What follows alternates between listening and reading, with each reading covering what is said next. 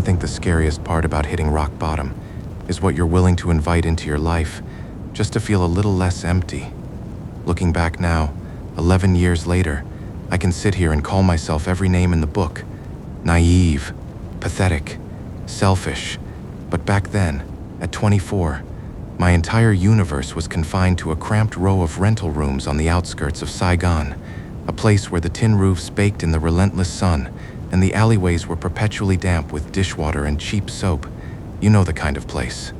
The walls are so freaking thin you can hear your neighbor clicking their pen, let alone breathing. Rent was dirt cheap, maybe 20 or 30 bucks a month, which was all I could afford working long hours at a dead-end job. It was a suffocating existence. The air always heavy, smelling faintly of exhaust fumes and rotting fruit from the street market nearby. I lived alone, except for the old woman in the room next to mine. Everyone just called her Suzanne. She was this withered, deeply wrinkled lady originally from the deep west, down by the Mekong where the rivers run muddy and the old superstitions are still treated like gospel. People in the complex gave her a wide berth.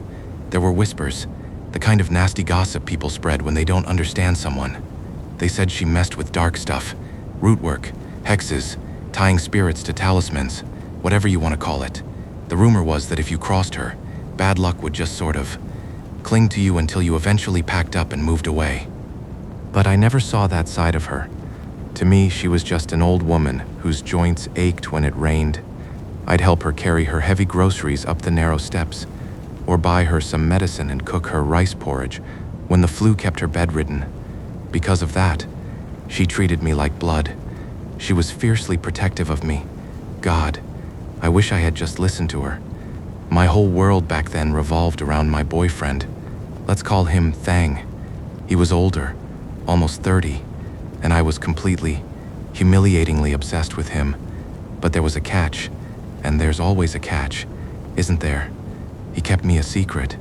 For nearly 3 years, we were ghosts to his actual life.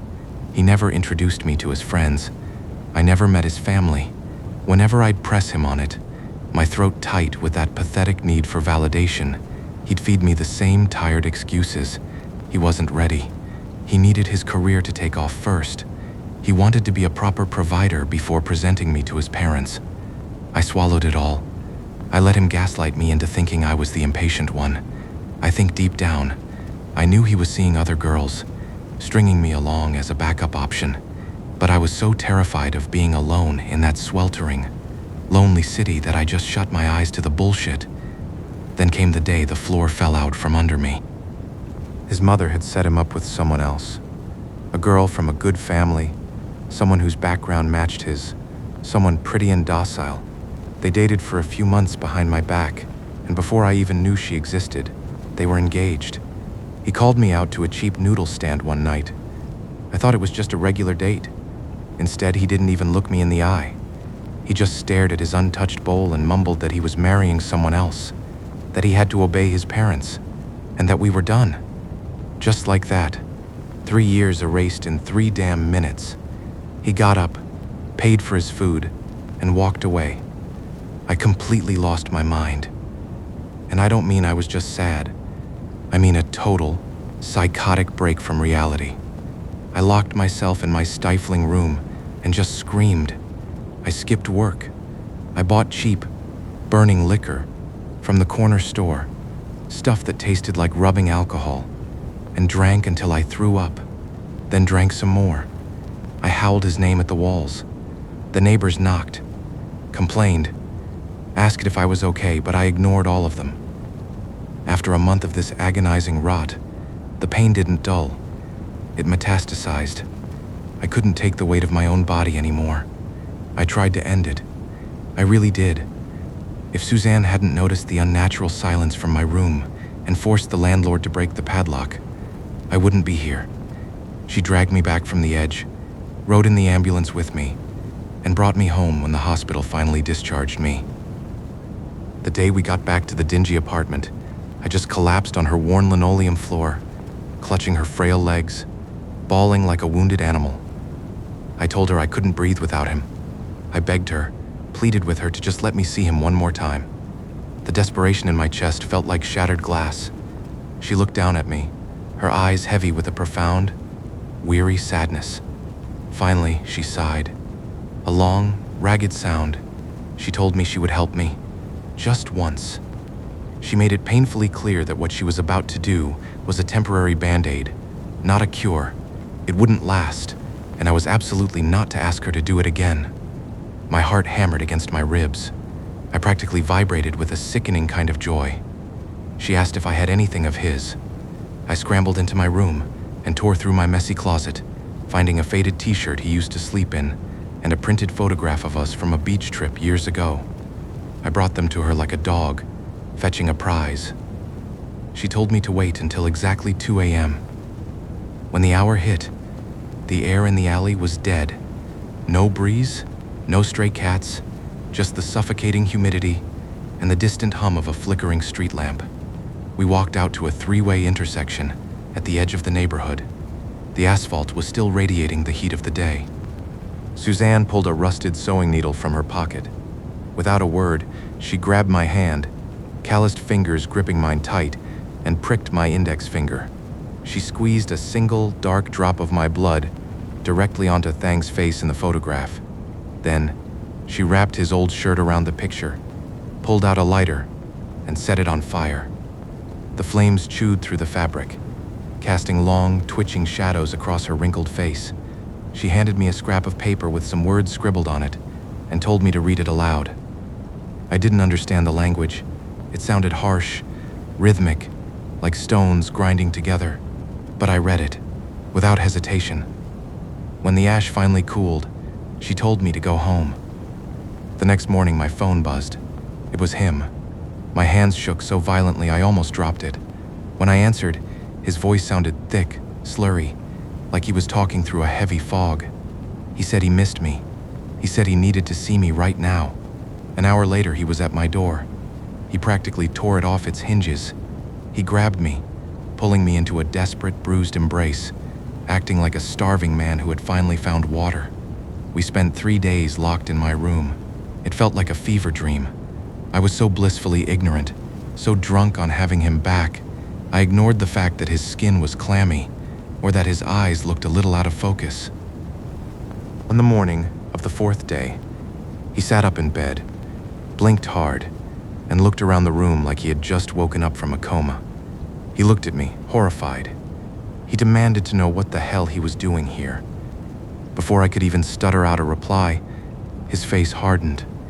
He told me he was getting married, to stay away from him, and stormed out. The withdrawal was worse than the initial breakup. I crawled over to Suzanne's room, sobbing, begging her for another fix.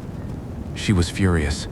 She warned me that the magic drew on wandering things from the streets, starving, aimless entities that hung around crossroads. The blood was a bribe to make them drag his mind back to me. It wasn't love, it was hijacking. It wasn't good for him, and it was toxic for me. But I didn't care. I degraded myself. I brought up every bowl of soup I cooked for her, every time I rubbed medicated oil on her aching back. I weaponized my kindness until she finally, reluctantly, caved. We did it again. He came back. 3 days of hollow, frantic affection. Then he woke up, disgusted, and left.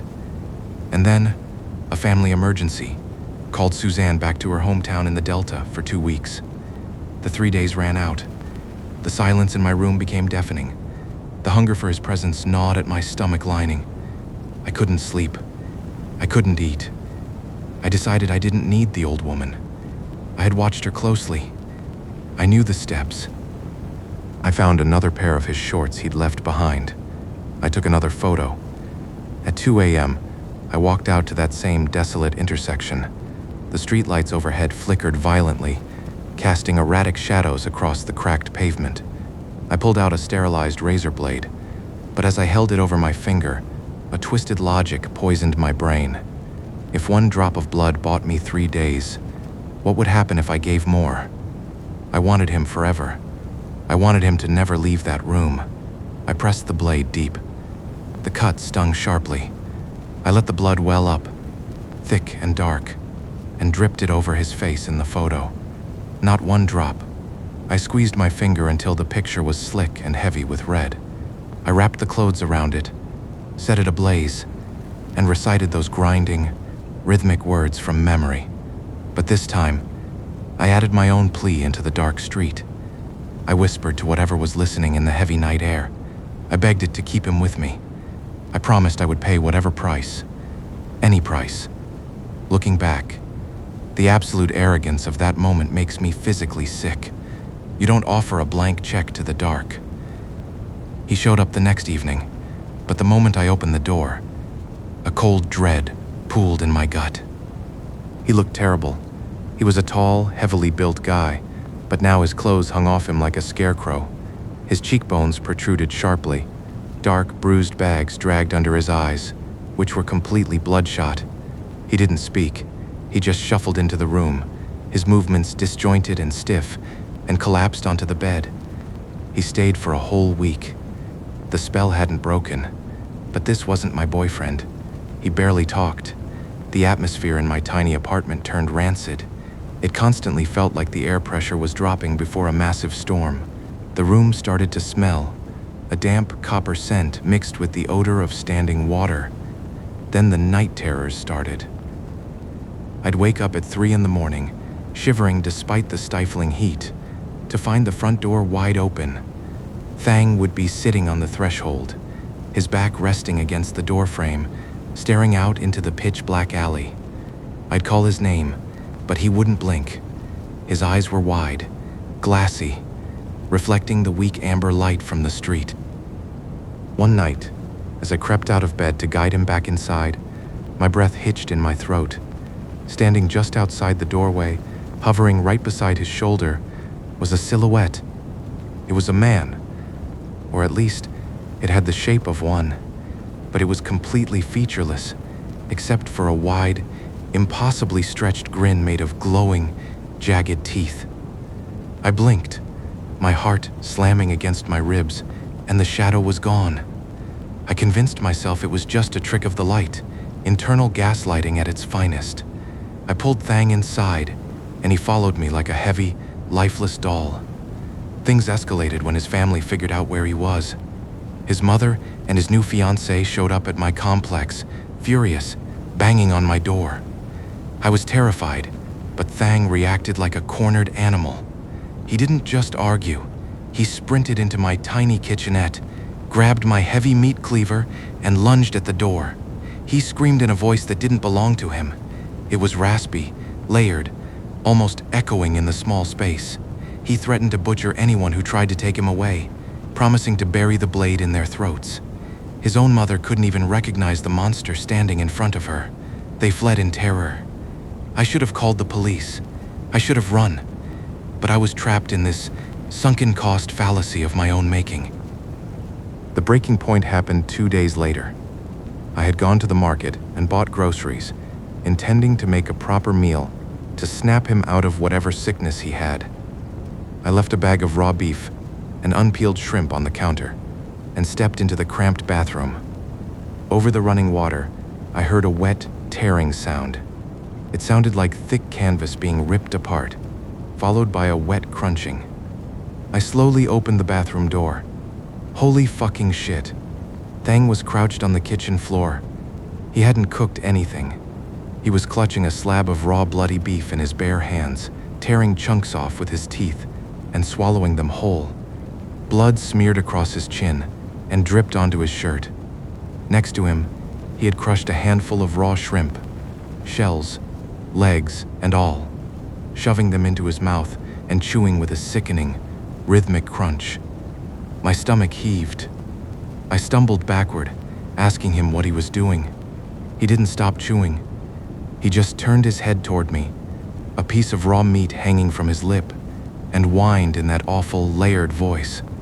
He whined that he was starving, his layered voice echoing as he complained that I had made him so hungry. It wasn't Thang. The realization hit me like a physical blow. The thing looking at me didn't know me. It was just using a familiar face to mock me. By the grace of some higher power, Suzanne returned from the country the very next morning. I ran to her the second I heard her unlock her door. when she stepped into my room and saw Thang curled up in the corner, chewing on his own fingernails. She let out a horrified gasp. She grabbed my arm, her nails digging into my skin, and dragged me into the hallway. She demanded to know what I did. I confessed everything. The blood, the crossroad, the promise. She looked at me like I was already a corpse.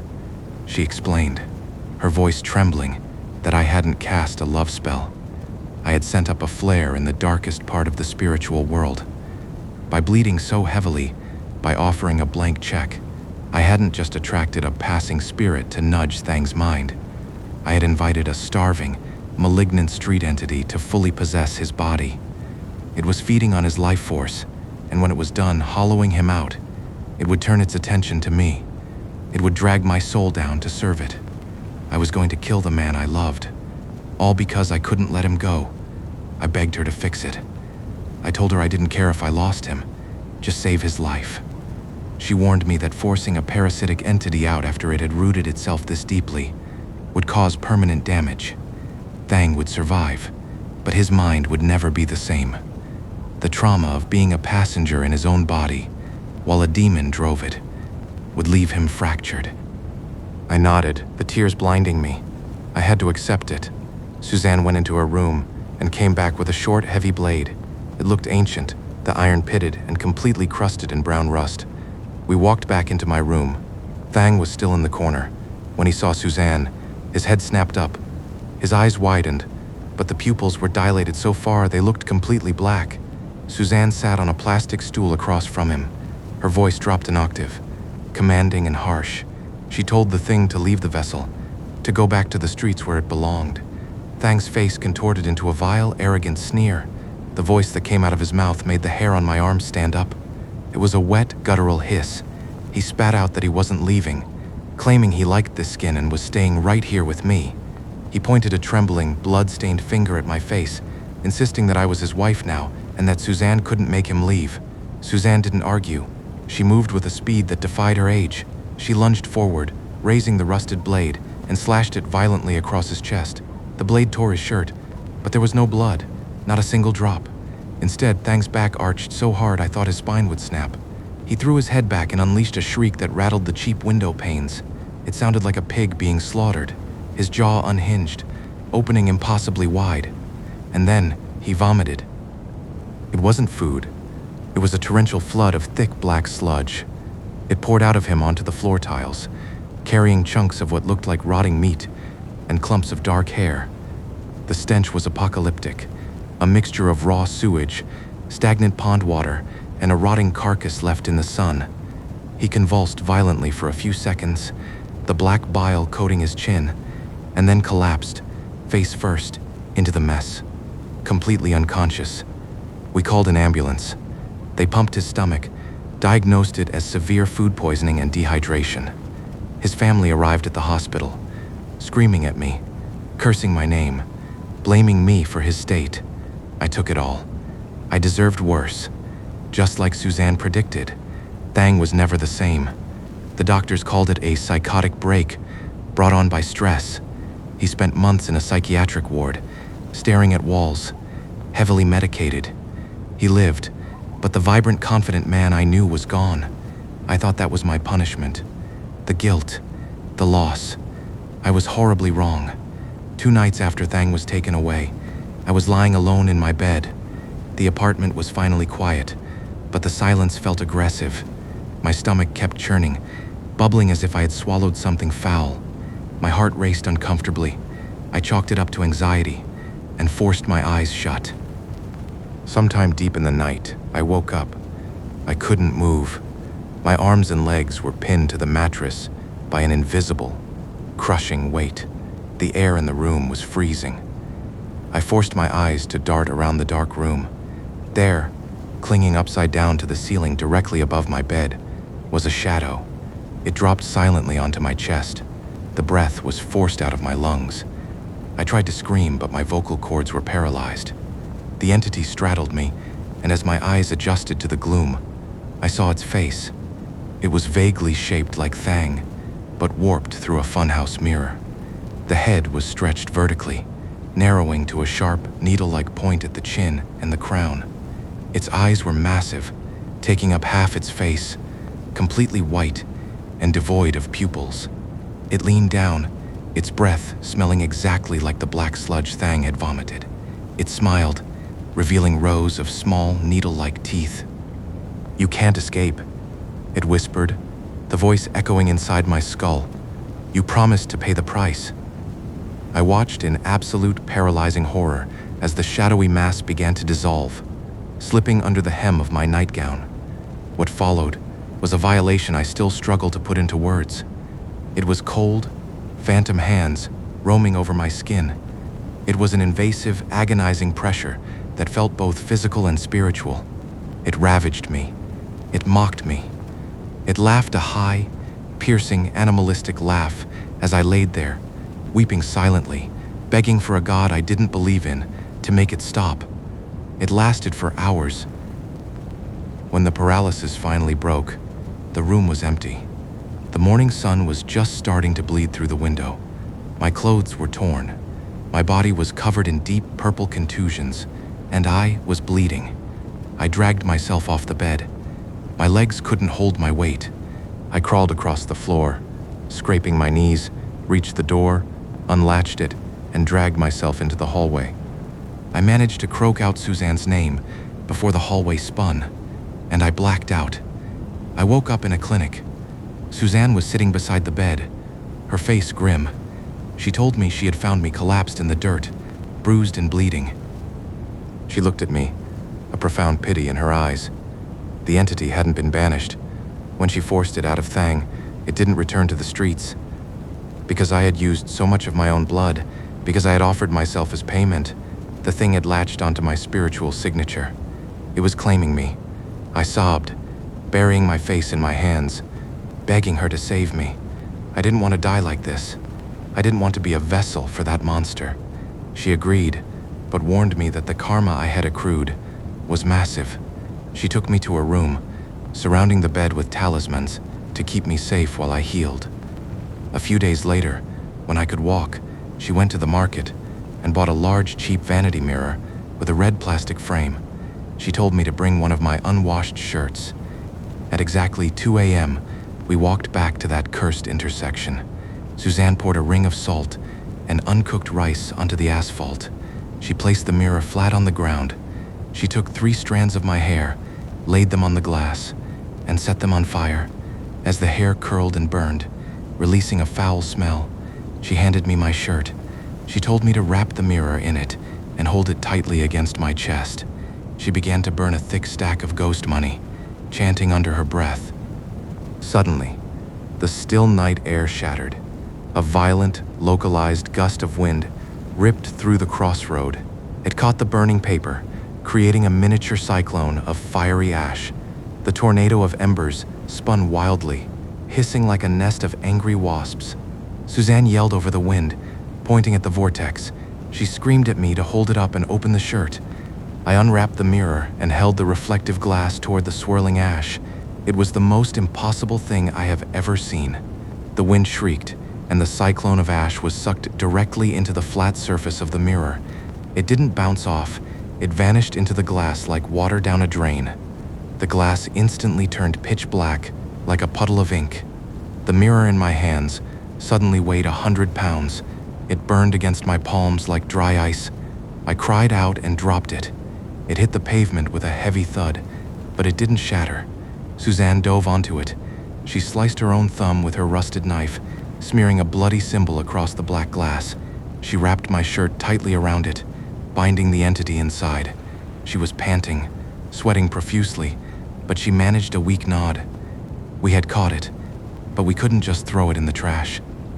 We walked for miles until we reached a large bridge spanning one of the deep, muddy canals that fed into the river. Suzanne pulled a heavy burlap sack from her bag. We placed the wrapped mirror inside, and then spent an hour scrounging the riverbank in the dark, filling the sack with heavy stones.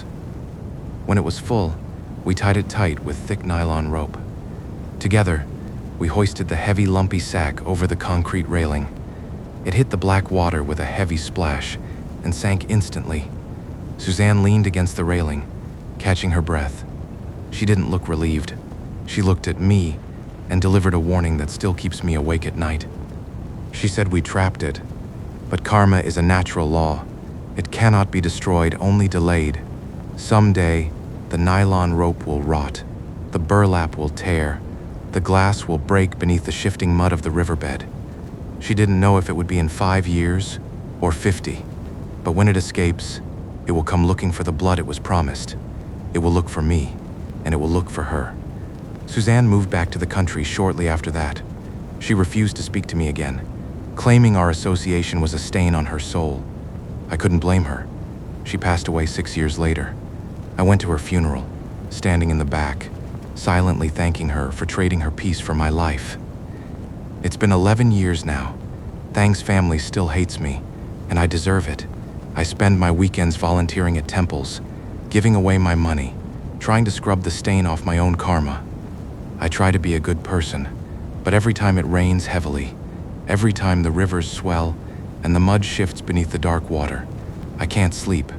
I just sit in my room, staring at the ceiling, waiting to hear the sound of wet footsteps outside my door.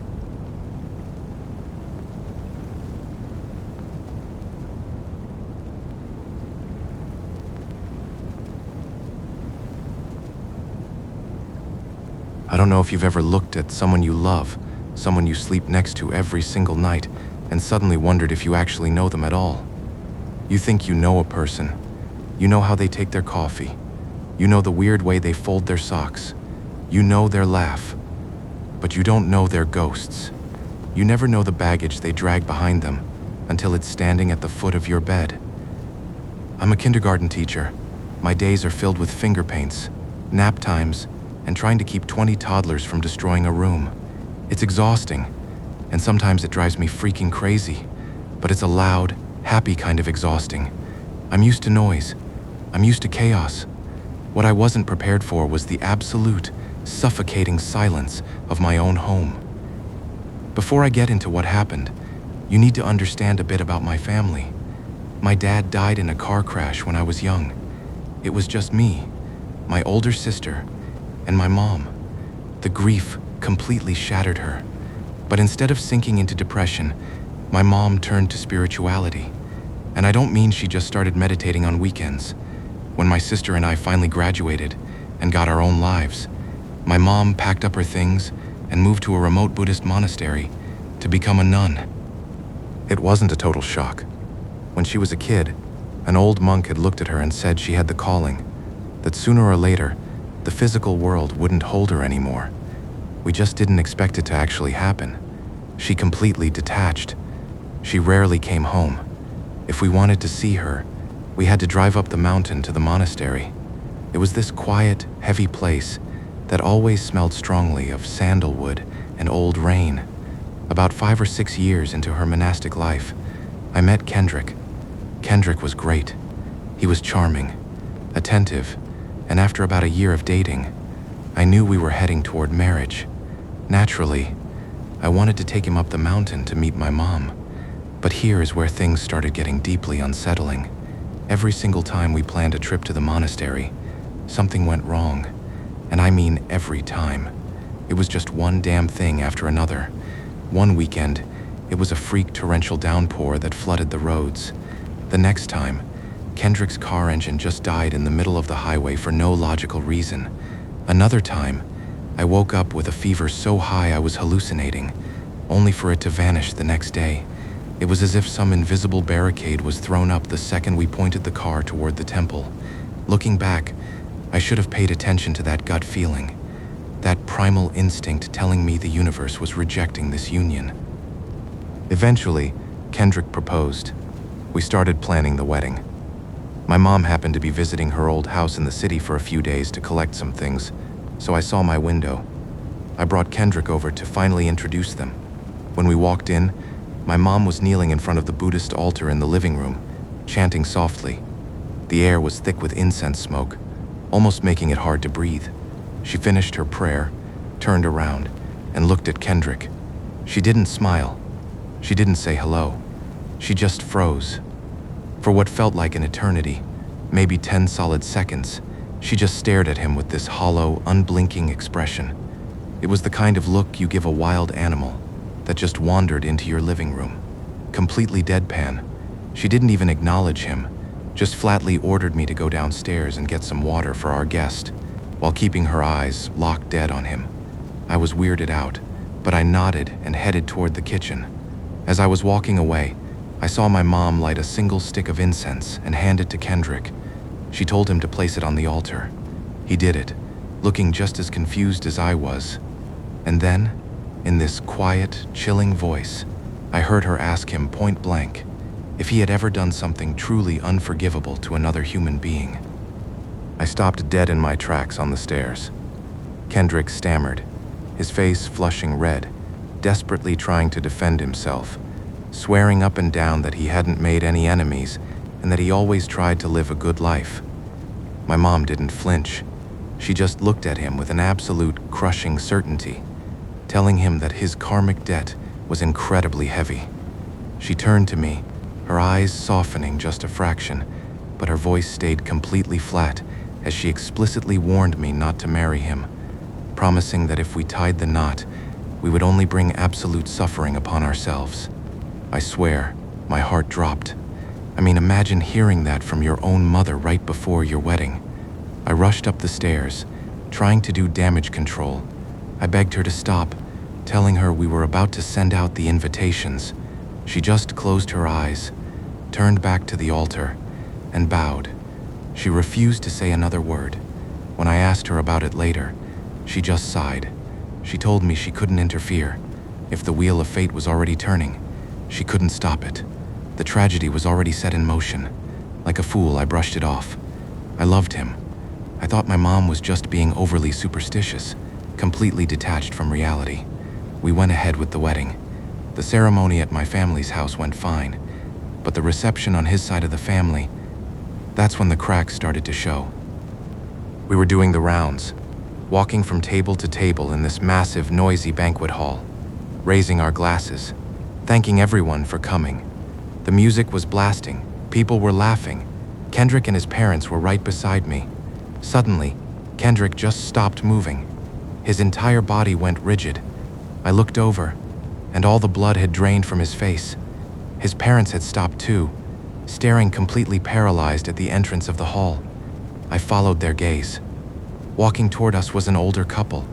They were dressed immaculately, smiling warmly, but there was something wrong with that smile. It felt entirely rehearsed, like a mask pulled tight over a skull. Kendrick's voice was trembling as he stammered out that they were there even though we hadn't sent them an invitation. The older woman reached out and gently touched Kendrick's arm.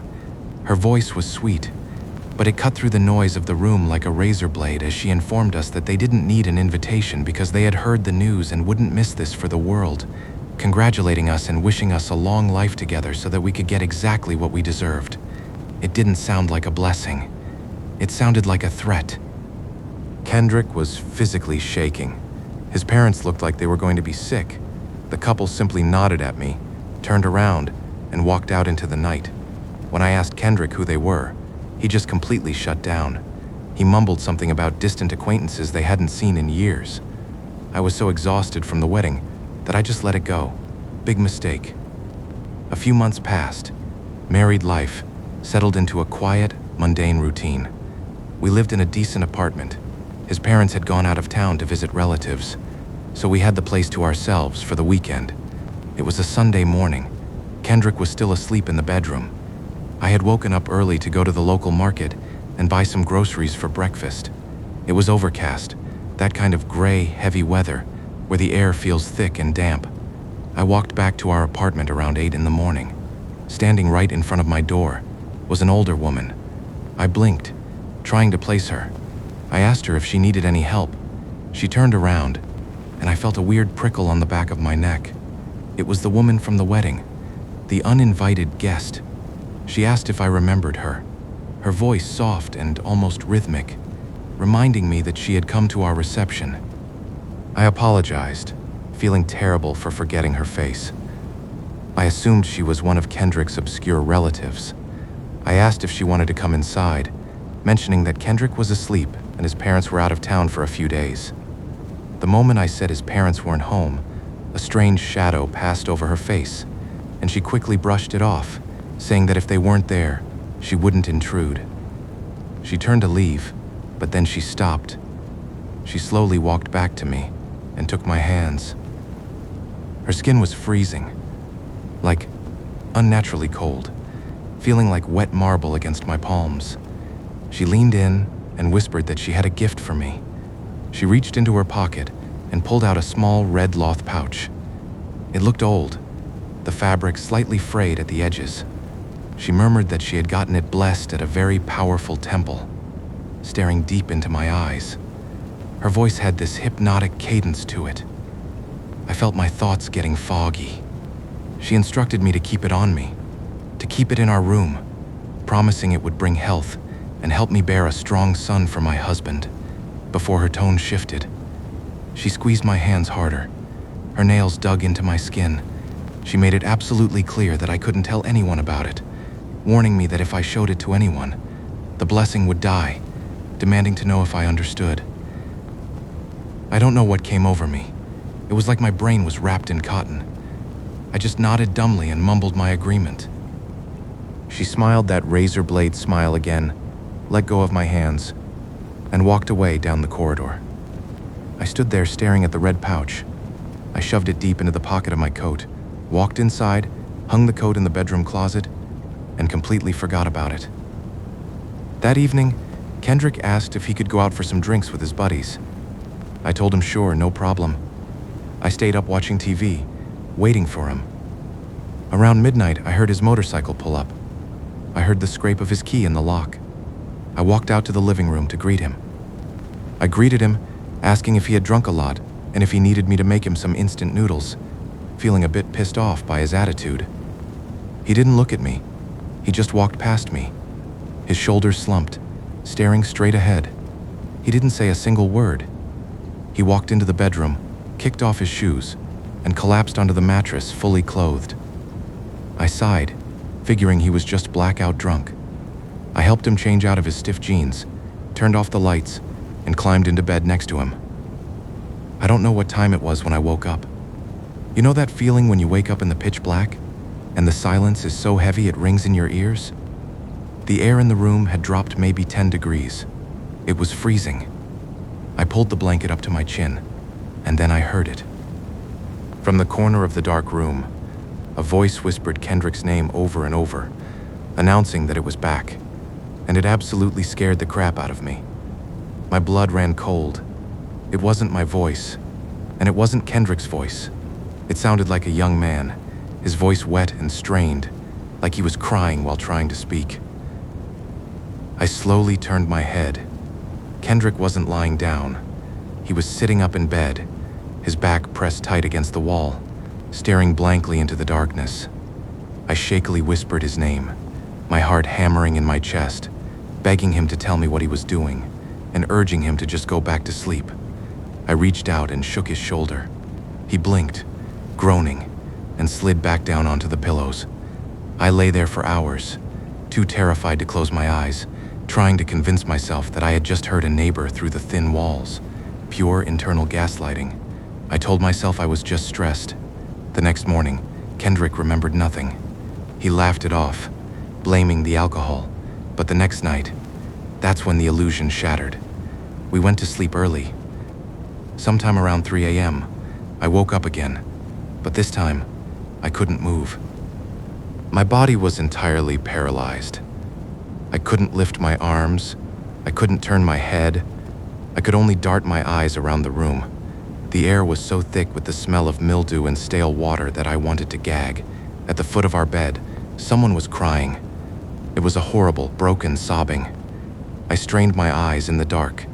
Standing there was a man. He looked young, maybe in his 20s, but his proportions were just wrong. Uncanny valley. His limbs looked slightly too long. His skin was pale, glowing faintly in the ambient streetlight filtering through the blinds. He slowly walked around the edge of the bed to Kendrick's side. He sat down on the mattress. The springs creaked. I felt the weight shift. This wasn't a dream. This was physical. The pale man reached out, and gently stroked Kendrick's cheek. Kendrick didn't wake up. Then, the man slowly turned his head to look at me. His eyes were completely black. No whites, just deep, empty voids. His face contorted into a mask of pure, unadulterated hatred. He leaned over my paralyzed body, bringing his face inches from mine. I could smell his breath. It smelled like stagnant pond water. "He is mine," the entity whispered, the voice echoing inside my own skull. "Where did you come from? Why are you sleeping next to my love?" I was so fucking terrified my brain short-circuited. Then, his hands closed around my throat. The grip was freezing, like blocks of ice pressing into my windpipe. I couldn't breathe. I couldn't scream. My lungs were burning. My vision started tunneling, the edges turning dark. I was suffocating in my own bed, while my husband slept soundly right next to me. Just as I felt my consciousness fading, I heard a sound, faint at first, then louder. It was the steady rhythmic clacking of a wooden temple block, blending into a distant, echoing chant of a Buddhist prayer that seemed to wrap around my mind right before a sudden, blinding flash of light exploded behind my eyelids. The weight vanished. The freezing hands disappeared. The entity let out this agonizing shriek that rattled the windows, and then, nothing. I gasped, sucking in a massive lungful of air, shooting up in bed. I clutched my chest, coughing violently. The room was empty. Kendrick was still snoring softly beside me. I spent the rest of the night huddled in the corner of the room, crying, wondering if I was losing my mind. I barely survived the next day at the kindergarten. I was a zombie. I came home, completely drained, and collapsed into bed early. I just wanted all to end. But the nightmare was only getting worse. I woke up in the middle of the night because my back was aching. The surface beneath me was hard. I opened my eyes and realized I was lying on the cold, tile floor of the bedroom. I blinked, completely disoriented. Our bed was pushed up flush against the wall. I always slept on the inside, against the wall. There was physically no way for me to roll off the bed onto the floor without crawling over Kendrick. Something had dragged me out of bed and dropped me on the tiles. I slowly pushed myself up onto my elbows, shivering. I looked up at the bed. Kendrick was lying there, but he wasn't alone. Lying next to him, wrapped around his torso in an intimate embrace, was the pale man. I clamped my hands over my mouth to stop the scream from tearing out of my throat. The entity's head was resting on Kendrick's chest. Slowly, the pale man lifted his head and looked down at me over the edge of the mattress. Tears were streaming down his snow-white face, black tears that stained the sheets. I squeezed my eyes shut. "This isn't real," I told myself. "You're hallucinating. You're just exhausted." I rubbed my eyes violently and looked back. The bed was empty. Kendrick was sleeping alone. I let out a huge breath, feeling the panic recede. Just my mind playing tricks on me. Then, right next to my ear, a voice whispered that I hadn't seen it wrong at all. I whipped my head around. The pale man was crouching right beside me on the floor. I scrambled backward, slamming into the closet door. The entity stood up, ignoring me, and slowly climbed back onto the bed. And then, the most terrifying thing of all happened. Kendrick sat up. Still asleep, his eyes closed, he reached out, wrapped his arms around the entity, and kissed it. I completely lost my mind.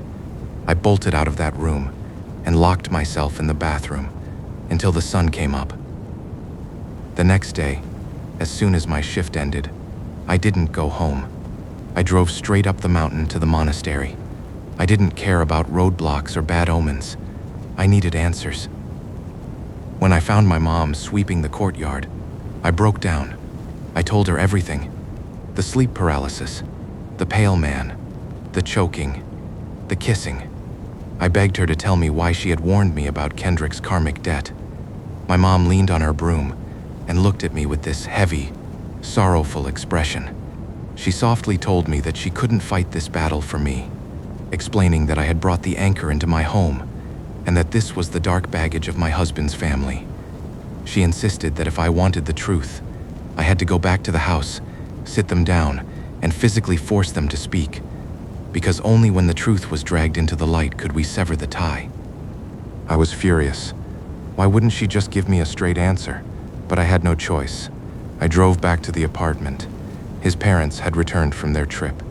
I gathered Kendrick and his parents in the living room, locked the front door, and demanded the truth. I told them what I saw. I told them what my mom said. They sat there in absolute silence. The color drained from Kendrick's face. He buried his face in his hands and started to sob. That was when the horrible, ugly truth finally spilled out. Back in high school, long before he met me, Kendrick had been in a secret relationship with a boy named Twan. Kendrick was bisexual, but terrified of his conservative family finding out. Twan was deeply in love with him. They kept it hidden for a year until they were caught holding hands by some classmates. Panic set in. Kendrick, terrified of the social stigma, made a completely cowardly, unforgivable choice. He turned on Twan. He told everyone that Twan was a predator, that Twan had been harassing him, spreading vicious rumors about diseases and mental illness to ruin Twan's reputation. He threw the boy he loved to the wolves just to save his own skin. Twan was relentlessly bullied. His life fell apart. The betrayal from Kendrick completely broke him. A few months later, Twan left a letter detailing how much he loved Kendrick, and then he took his own life. The parents at the wedding, the woman who came to my door, those were Twan's parents. They knew the truth. They knew Kendrick had driven their son to suicide, and they had been waiting. For years, Twan's spirit couldn't reach Kendrick because Kendrick's family had strong protective altars in their home. But when I married Kendrick, I became the weak link. I suddenly remembered the red pouch. I ran to the bedroom, tore through my coat pocket, and pulled it out. I brought it to the living room and dumped it on the coffee table. Inside was a piece of plaid fabric cut from a shirt. Kendrick took one look at it and started wailing. It was Twan's favorite shirt. The woman had tricked me into carrying a piece of the dead boy's belongings, an anchor, right past the protective threshold of our home. I had literally invited the ghost into my bed. I was so disgusted, so betrayed, I wanted to pack my bags and walk out forever. But the next morning, my mom came down from the mountain. She brought my sister, Ingun, with her. My mom didn't yell. She just asked for a metal basin. We went into my bedroom. She placed the red pouch and the piece of fabric into the basin, poured some alcohol over it, and lit a match. The fabric caught fire immediately. The smoke that billowed up wasn't gray. It was pitch black, and it smelled distinctly of burning hair and rotting meat. My mom sat cross-legged on the floor, looking at an empty corner of the room, and then she started talking to someone we couldn't see. For 30 uninterrupted minutes, she spoke to the thin air. Her voice was incredibly gentle, like a mother soothing a wounded child. She murmured to the entity like a child, acknowledging that the pain it had suffered in this life was a tragedy, but warning that it was holding onto a rotting rope. She validated that they had wronged and abandoned him, but pleaded with him that staying here and trapping himself in this anger would only poison his next life, urging him to let the anger burn with the cloth, walk away from the dark, and finally let go. The temperature in the room slowly began to rise. The heavy, suffocating pressure in my chest finally cracked and faded away. When the fire died down to ashes, my mom turned to Kendrick and his family. The condition for the spirit leaving was simple. Kendrick and his parents had to go to Twan's family home, kneel before his altar, and confess everything. They had to take accountability for the lies and the blood on their hands. And they did. It was a miserable, humiliating process, but they did it. I wanted to leave Kendrick. I really did. But my mom pulled me aside before she went back to the monastery. She told me that the karma was settled. Kendrick was a coward in his youth, but he loved me, and if I threw away the marriage now, I would be carrying that unresolved bitterness for the rest of my life. It's been years since that happened. We're still together. We even have a kid now. Kendrick is a good father. He tries his best to make up for the sins of his past. But here's the thing about surviving something like that. It leaves a permanent stain on your reality. I know the ghost is gone. I know the ritual worked, but I can't shake the paranoia. Every time the apartment gets a little too cold, or the floorboards creak when no one is walking, my heart stops. I can't sleep with the lights completely off anymore. And sometimes, when I look at Kendrick sleeping peacefully next to me, I don't see my husband. I just see the pale, weeping entity holding him tight in the dark, reminding me that you can never truly bury your past. It always finds a way back in.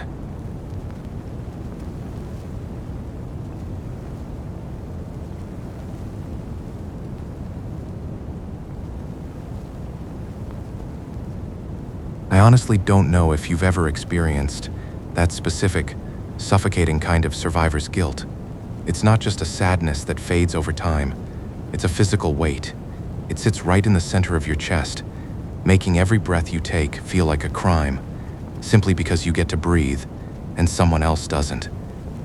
I'm Preston, and the thing I'm about to tell you, it's something I usually keep buried. It's the kind of story that makes people look at you differently, like you're carrying some sort of infectious bad luck. But keeping it in my head is starting to drive me crazy, so I just need to get it out there. To really understand how messed up this whole situation was, you have to know where we started. We grew up in this tiny rural village, way out in the provinces.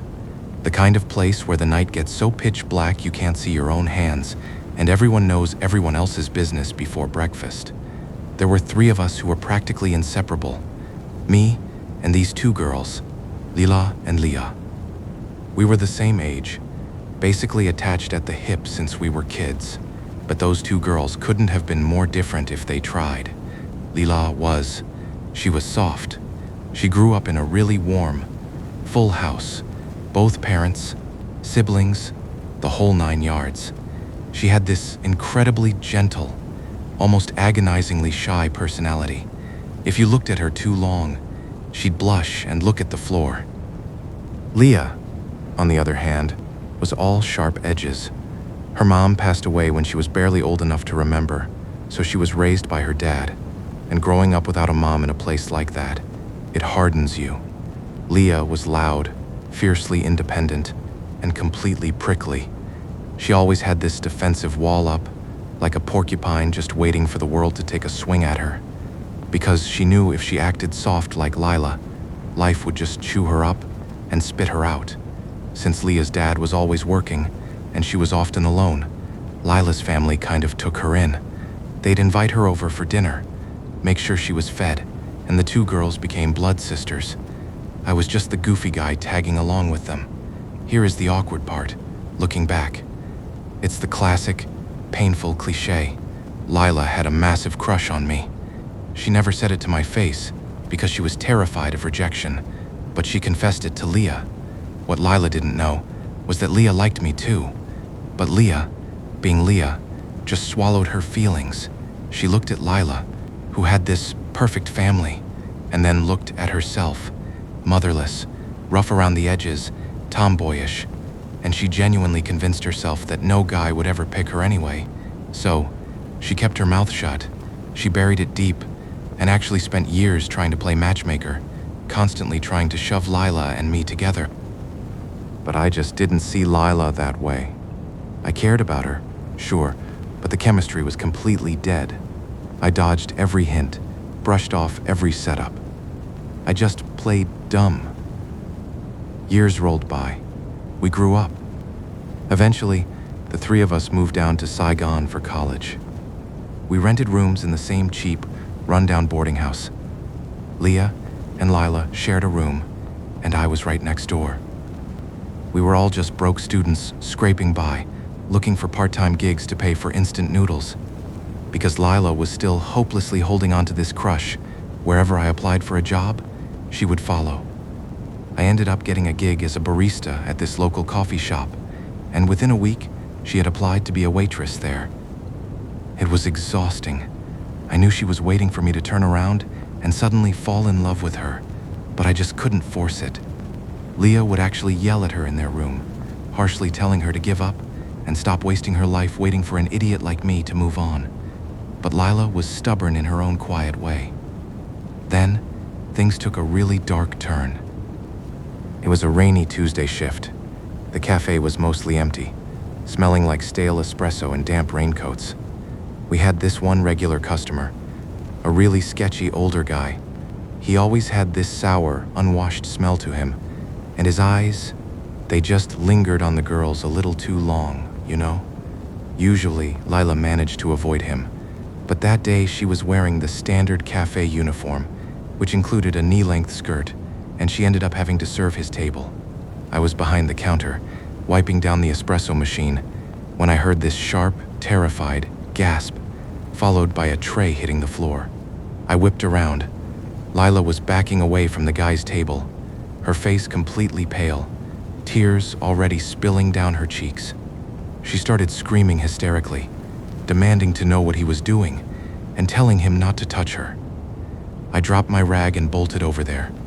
Lila was shaking like a leaf, sobbing that he had reached up under her skirt when she set his drink down.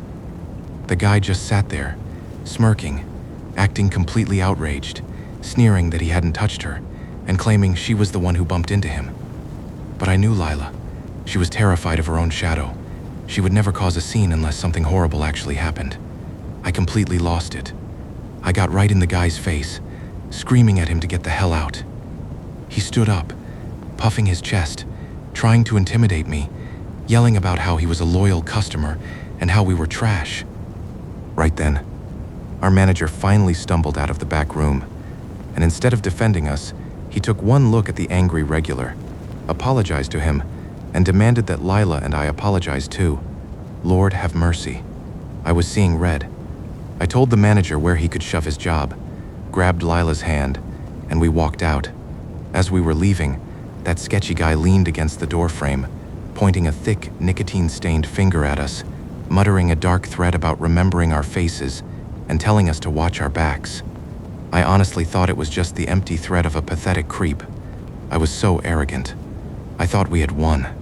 We waited around the back alley until our shift would have normally ended, just to let the adrenaline wear off. I don't know the exact time we finally left, maybe pushing past 11:17 p.m. or something like that, but we got on my motorbike to head back to our cramped apartment. The streets were slick with rain, reflecting the harsh orange glow of the streetlights. It was that dead hour of the night where the city goes eerily quiet. We were cruising down a relatively empty stretch of road. I remember the wind felt cold. I remember Lila was sitting behind me, her hands gripping my jacket, still sniffling a little. And then, I heard the roar of an engine, revving way too high. I glanced in my rearview mirror. 2 motorbikes were completely tailgating us. There were 4 guys in total, and as they pulled up alongside us, I caught a glimpse of the passenger on the closest bike. It was the guy from the cafe. Before I could even react, before my brain could even process the danger, the guy swung his leg out and kicked the side of my motorbike with everything he fucking had. The physics of it were immediate and merciless. My front tire jerked violently. The handlebars violently twisted out of my grip. We went down. I was thrown inward, toward the sidewalk. I remember the world spinning, the sickening crunch of metal scraping against wet asphalt, and the explosive impact as my shoulder slammed into a concrete light pole. My vision went white.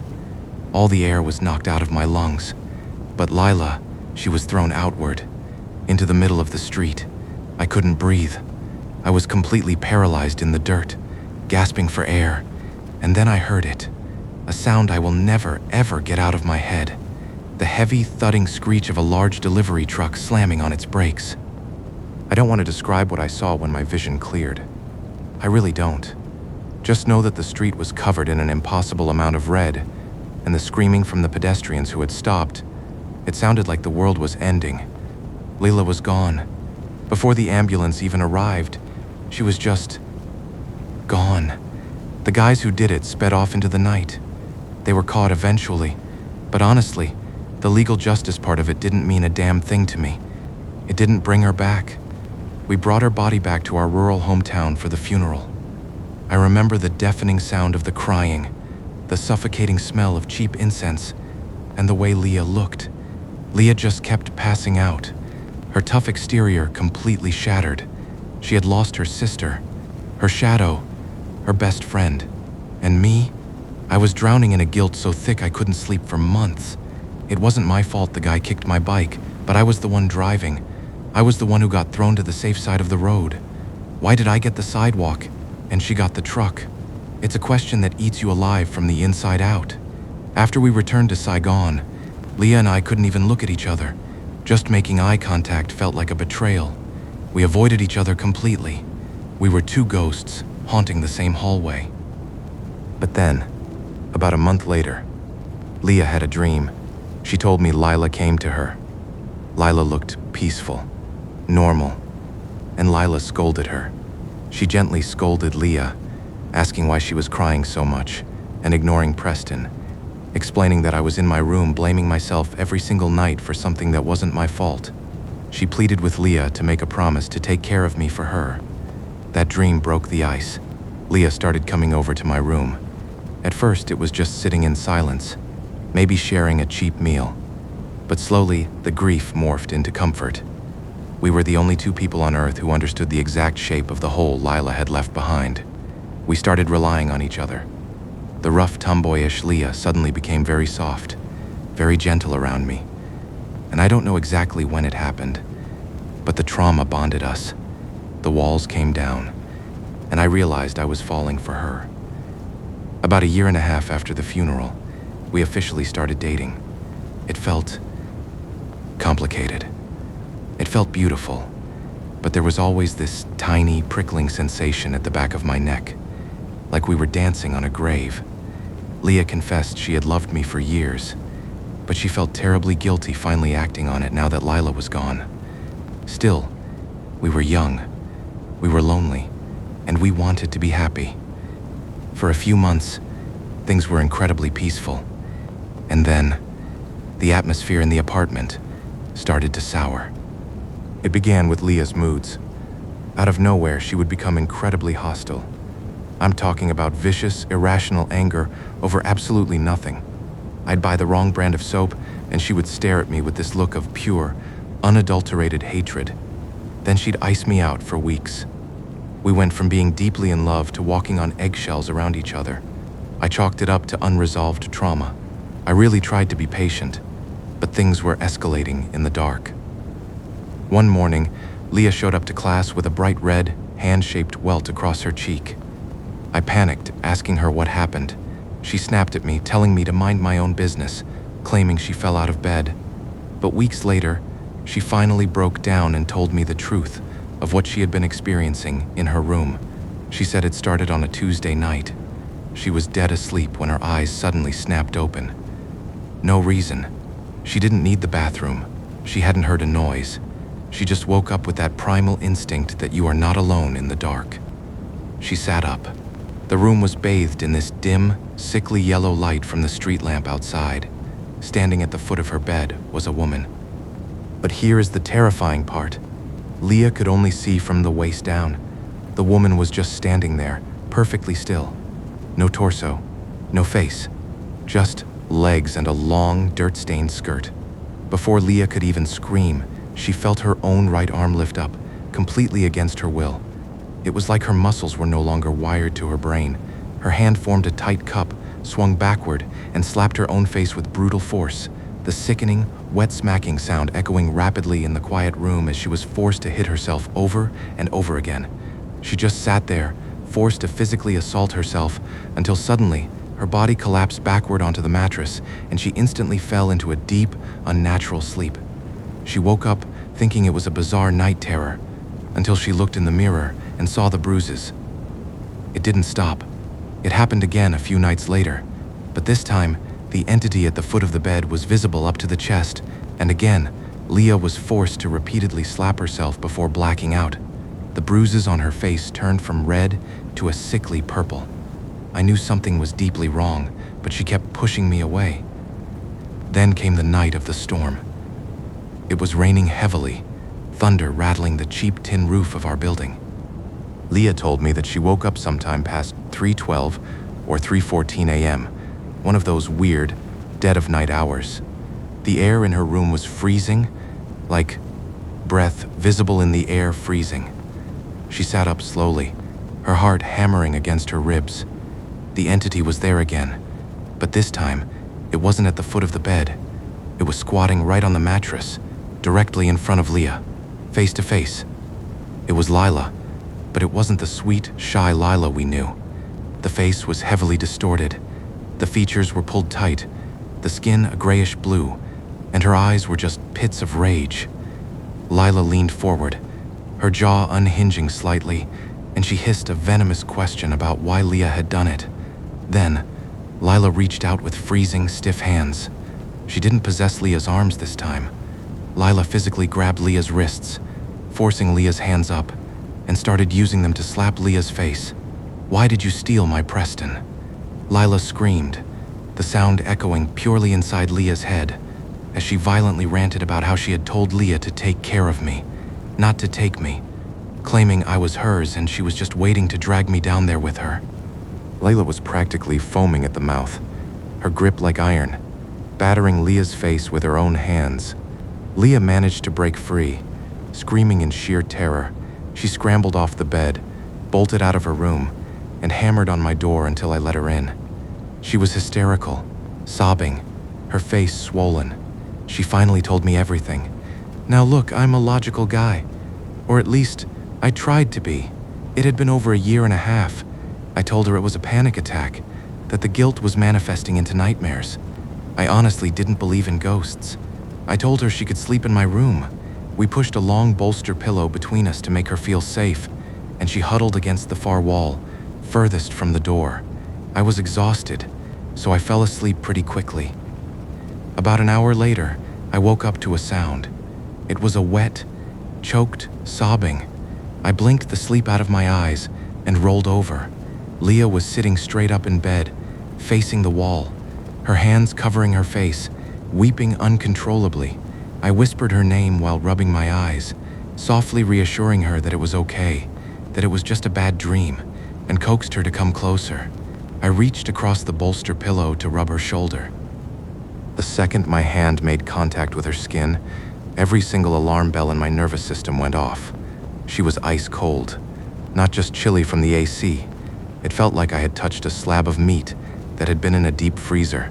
The cold seemed to bite into my fingertips. I jerked my hand back. "Leah?" She slowly lowered her hands and turned her head to look at me. Her eyes, Jesus, I will never forget her eyes. The whites of her eyes were completely bloodshot, glowing a dull, furious red in the dark. And she wasn't looking at me like she loved me. She was looking at me like she wanted to tear my throat out. She stared at me for 5 agonizing seconds, tears still streaming down her face. Then, without saying a single word, she violently threw herself down onto the mattress, yanked the blanket over her head, and went completely still. My heart was doing 1,000,000 beats a minute. I sat there in the dark, absolutely terrified of the woman I loved. I eventually pulled the blanket back a few inches. She was fast asleep, breathing deeply. The next morning, she had zero memory of it. None. She thought she had slept through the night. I was officially unnerved, but I didn't want to abandon her. So the next night, she stayed in my room again. I was dead tired. I passed out almost immediately. Sometime deep in the night, I drifted out of sleep because I felt something on my face. It was a hand, ice-cold fingers, gently tracing the line of my jaw, then running through my hair. I thought it was Leah being affectionate. I kept my eyes closed and tried to turn my head to mumble something to her, but my body wouldn't move. I was completely paralyzed. My brain was awake, but my muscles were trapped in concrete. A heavy, suffocating weight pressed down on my chest. Panic flared in my chest. I forced my eyelids open. Holy fucking shit. Leah was sitting cross-legged right beside me in the dark, but it wasn't Leah's posture. Leah slouched. This figure was sitting rigidly straight. She was leaning over me, her freezing fingers stroking my cheek. I looked at her face. It was Leah's physical body, but the expressions were entirely wrong. It was the uncanny valley in real life. The way the mouth twitched, the way the head tilted slightly to the side. It was Lila's mannerisms, wearing Leah's face. Those red bloodshot eyes stared down at me. They were brimming with this devastating mixture of profound sorrow and murderous jealousy. Her mouth was trembling, opening and closing slightly, as if she was trying to force words out of vocal cords that didn't belong to her. But all that came out was a wet, ragged breathing. I wanted to scream. I wanted to ask what she was doing. I just laid there, trapped inside my own skull, while the ghost of my dead friend used my girlfriend's hands to caress my face. After what felt like hours, the fingers stopped. She turned away, laid down facing the wall, and pulled up the covers. Instantly, the invisible weight vanished. My muscles unlocked. I gasped for air, scrambling backward until I hit the edge of the bed. I sat in the corner of the room, wide awake, shivering until the sun came up, watching her sleep. When morning finally broke, Leah woke up perfectly fine. I looked at her, exhausted, terrified, and I just told her everything. We realized we couldn't ignore this anymore. Logic wasn't going to save us. We went out, bought a bunch of fruit, specific flowers, and stacks of paper money offerings. We went back to Leah's room, set up a makeshift altar, lit some incense, and locked the door. We sat on the floor, surrounded by the thick, fragrant smoke, and we just talked to the empty room. We cried. We pleaded. We told Lila that we loved her, that we missed her every single day. We explained that we didn't plan for this to happen, that we never meant to betray her memory. We begged her to understand that we were just two broken people trying to find a reason to keep going, and if she truly cared about us, to please let us live.